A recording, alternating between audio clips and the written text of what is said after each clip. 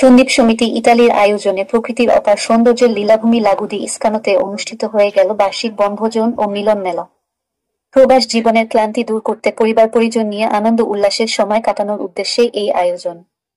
বনভোজনে সন্দীপ সমিতি ইতালির সভাপতি মাহবুবুল মাওলানা নাসিরের সভাপতিত্বে ও নুরুল আক্তার জাহাঙ্গীরের পরিচালনায় উপস্থিত ছিলেন প্রধান উপদেষ্টা হাজী শামসুল কবির ও প্রধান সঞ্চালক মাফিজুর রহমান।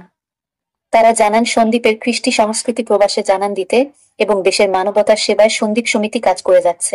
আমরা প্রবাসের মাটিতে সন্দীপকে সমুন্নত রাখার জন্য এবং সবাইকে ঐক্যবদ্ধ করার জন্য আমাদের প্রাণপণ প্রচেষ্টা। সন্দীপ সমিতি ইতালির মাধ্যমে সন্দ্বীপের হতদরিদ্র মানুষের অর্থনৈতিক উন্নয়নের জন্য কাজ করে যাচ্ছি। সন্দীপ সমিতি এটা কোনো গতানুগতিক সংগঠন নয়, এটা শুধু বার্ষিক ইফতার মাহফিল, পিঠা উৎসব এবং বনভোজনের কার্যক্রম সীমাবদ্ধ। এই সন্দীপ সমিতি ইতিমধ্যে মানবতার কল্যাণে তাদের হাত প্রশস্ত করেছে। আগামীতে আমরা আমাদের কার্যক্রমে মানবতার কাজকে প্রাধান্য দেবে প্রত্যাশা করি।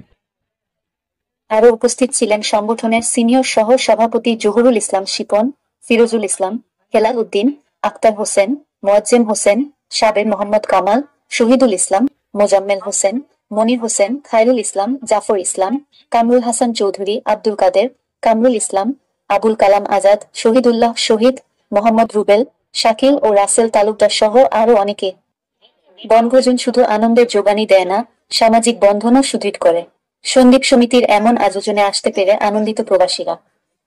আয়োজনের প্রশংসা শুনেছি এবং আমরা আসছি আমাদের সারা মিলন মেলায় এসে সবাই একসাথে আসি, সবাই একসাথে একত্রিত হই, সবার সাথে সবার আন্তরিকতা আরো বাড়ে। সুন্দর করে আমরা আমাদের দৃষ্টি কালচারকে তুলে ধরতে পারতেছি, আমাদের বাচ্চাদেরকে শিখাইতে পারতেছি খেলাধুলা এবং সবকিছু মিলে আমরা যে প্রশান্তিটা পাচ্ছি, এখানে এসে আনন্দটা পাচ্ছি, সত্যি উপভোগ করার মতো। পরিবেশ এসেছি, সবাই ভালো লাগছে এবং দিনব্যাপী সুন্দরভাবে দিনটা উদযাপন করতে পেরেছি।